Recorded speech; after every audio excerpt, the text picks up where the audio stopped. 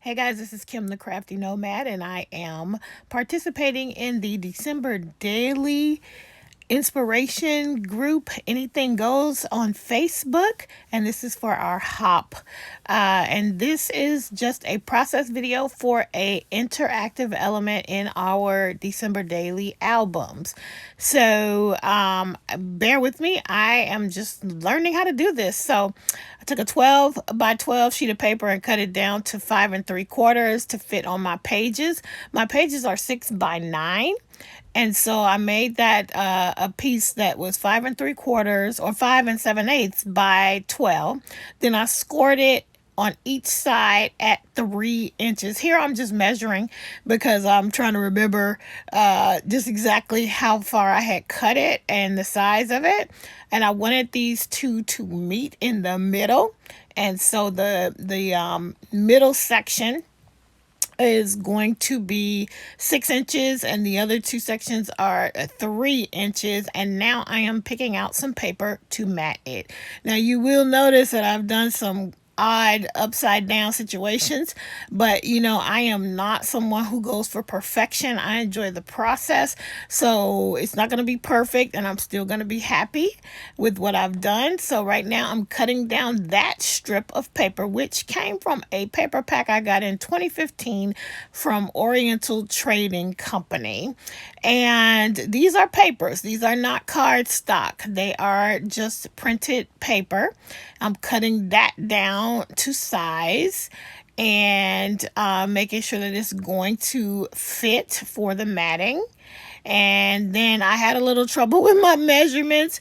I actually measured that first section at 4, like just over 3 inches, and I'm realizing it does not fit. And I'm trying to figure out what the heck did I do wrong. I do eventually figure it out and get those cut correctly. So I have so many supplies because when I first started crafting, I really was into scrapbooking basically because of my son. And so I wanted to document his life. I want him to be able to go back and look at some of these things I've done. And so here you go. I'm going to get this right eventually.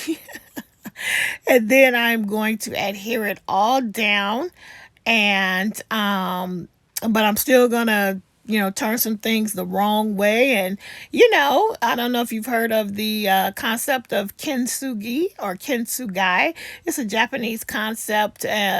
Look it up. I'll put a link in the description box below, but it's all about how, imperfections make a thing even that much more beautiful. So this thing is full of imperfections, and some of it takes me a minute to realize that I've placed some elements upside down, but I do the best I can to make it work anyway. So now I am about to begin to adhere the matting to each section. And you can see me here. It looks like right now I have it straight, but I am going to turn that thing upside down and do it all wrong.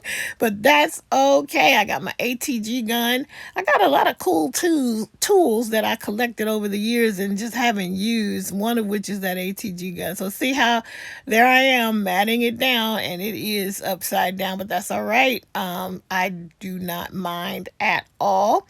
That is not the first time that is the first time that I'm doing something upside down here. I will do it again. But I will figure it out the second time around. Anyway, so now I'm adhering down everything. And I like this section because honestly, even if I do decide to put a bigger picture, I do have that space in the middle. I am mostly doing 2 by 3 pictures, and I'm just trying to get these things lined up. You will see that there is more white on one side than the other. It's not symmetrical, but that is fine with me. Again, I do not care that much about perfection. I'm all about the process.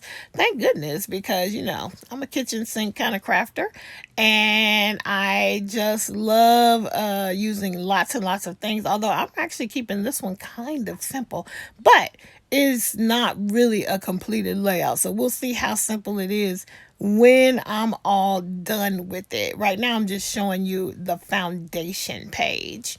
So anyway, I'm going to get it matted down, and then I'm going to be moving on to the next portion of this. And that's when you're going to see me do some upside down stuff, but I do correct it. See right here, it's looking good. It's looking fantastic. Got it all straight, and I am about ready to move on. If you see a burn on my thumb, that is a Thanksgiving Day injury, and it is it's what I do. I got so many burn marks on my forearms from cooking.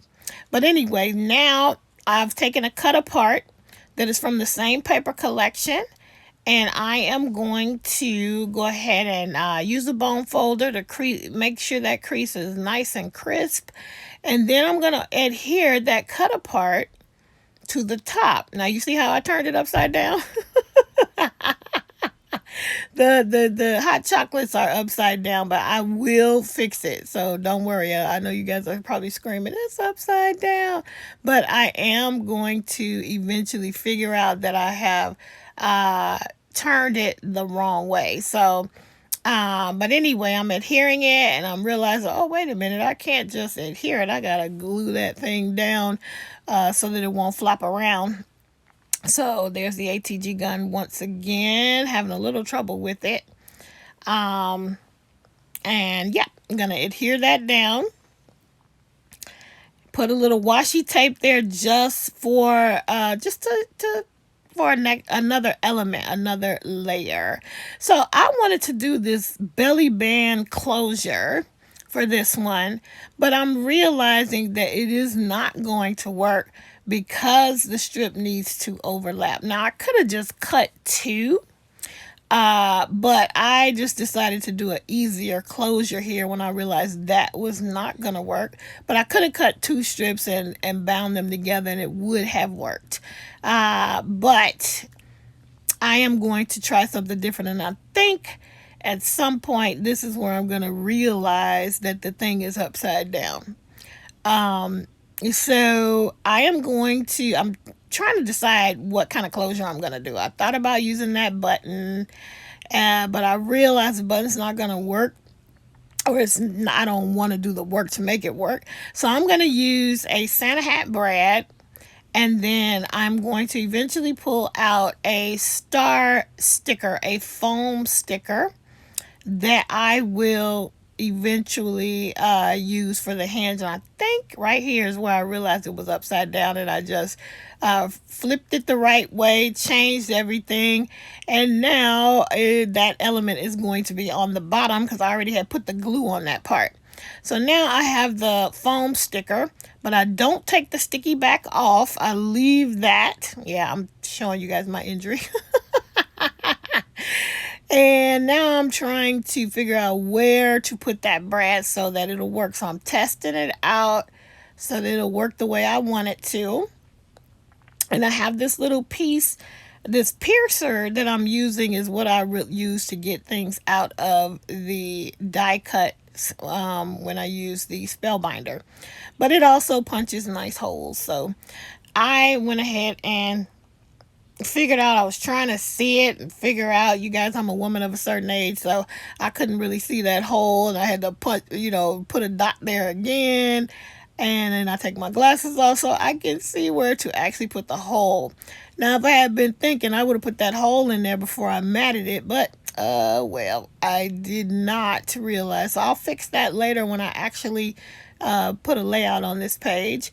So I'm putting it in, closing the brad, and you see how it's moving around? And I'm about to show you how that's going to work. And boom, it works, and it works beautifully, and I'm very excited about that. And so, yeah, that is how I did that. This is totally scrap lifted, by the way. I watched some tutorials, and I put elements from a couple different people together, but I will link down below the main person that I watched. All right, I'm bringing the book back in. I'm determining going to the page where I'm going to place this element. and I'm trying to get to it, and here it is. It's one of the pages that I wanted to put it on, and I'm deciding exactly where I want to place it on the page. And at one point I thought about putting another sheet on top, but this book is already chunky, and I do eventually decide that it's okay, and I decide to just adhere it right to the top of that page, and I pulled out a love die cut to add at the bottom, and that's all I'm gonna do for now. And good old ATG gun coming on back out so I can adhere this thing. And I'm sorry that some things are out of the frame, but I will take some pictures at the end so you can see it. So you see I'm putting it right at the top. I'm making sure that I can still close this book. Although it's too late by the time I did that, it was already adhered. But it's fine. It's fine. I could have moved it over just a little bit more, but it totally works. And you see I'm opening it up. It's totally fine. I'm going to burnish it a little bit here. And yeah, this thing is just about done. The closure works. It's wonderful. And yep, I love it. And now I'm going to go ahead and just put that die cut at the bottom. I love that the glitter in the cut apart on top of the element is also on the page. And so it was just the perfect page to put this particular element. So now I'm just going to go ahead and put some glue on that. I wanted to use a different glue, but I hadn't brought it over to the table with me. And so I used the one I had. I try to put a few dots here and there. And then I'm going to spread it out with my finger because I don't have anything else to use. And I'm going to adhere it down. And I'm just about done here, guys. Love how this came out. This was so fun. I have never done a process video. I'll get the angles better the more I get used to it. But yep, I'm getting it all glued down. Try not to get glue everywhere because I did use my fingers, and I love it. It's perfect. It's done. And I'm going to show you, here it is, up close and personal. That's how the page turned out. I really am happy with it. I love it. And yeah, I love how it's coordinated. Glitter is picked up everywhere, and it works perfectly fine. It's going to be a fun layout to decorate. All right, guys, that's it. That's all. Thanks for watching this process video, and I hope you go and see the other people in the hop. Thank you and goodbye. Check the description box below for the list of everybody who is participating in this hop. And to all of my December Daily gang, keep up the good work. Get those pages done. It's super fun. A great way to end this crazy year. Bye, guys.